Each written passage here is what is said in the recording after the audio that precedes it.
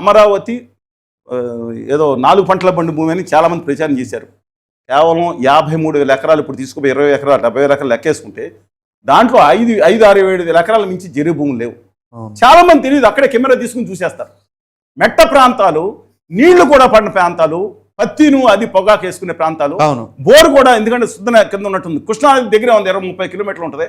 పడిన ప్రాంతాల్లో అనేక మంది బాధలు పడ్డారు. కొంచెం నీళ్లు దొరకకపోతే ఎత్తిపోతలు కూడా పోయి పెట్టారు.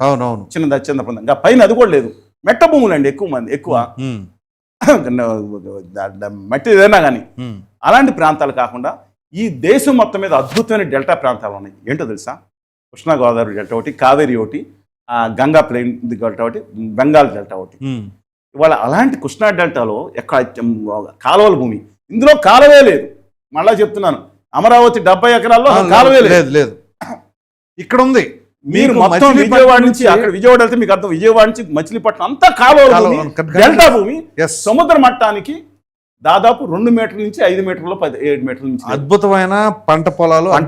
ఇప్పుడు మరి ఇది రాదా? ఏది అది వచ్చేసింది. దాంట్లో 5,000 ఎకరాలకి 55,000 ఎకరాల్లో అన్నప్పుడు మొత్తం ఈ 25,000 ఎకరాలకి ఇది రాదండి. 50,000 ఎకరాలు ఎంతో రాదా? పక్కన భూములు అసలు కృష్ణా జిల్లా ₹1 5 కోట్లు ఉన్న భూముల్ని ఎట్లా తీసుకుంటారు?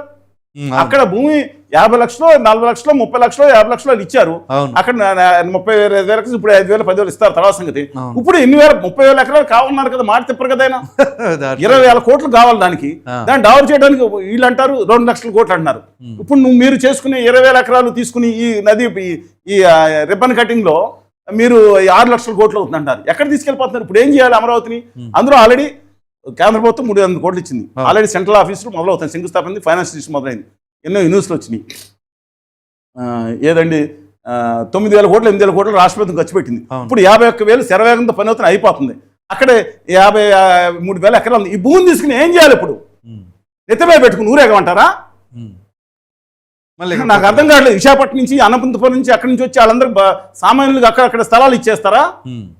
ఇప్పుడు ఇక్కడ ఒకవేళ ఇక్కడ ఈ మావిగంలో రాజధాని కావాలన్నా భూసేకరణ చేయాలిగా. ఏమండి 20,000 కోట్లు పెడితే 20,000 ఎకరాలు వస్తుందని ఆలోచన ఉందేమో. మీరు ఆయన అనుకున్నట్టు 47 అంతస్తులు ప్రతి చోట కాకుండా ఏ హరిత రాజధానికి కట్టుకోవచ్చు కదా. రాజశేఖర రెడ్డి గారు మంచి పని చేశాడు.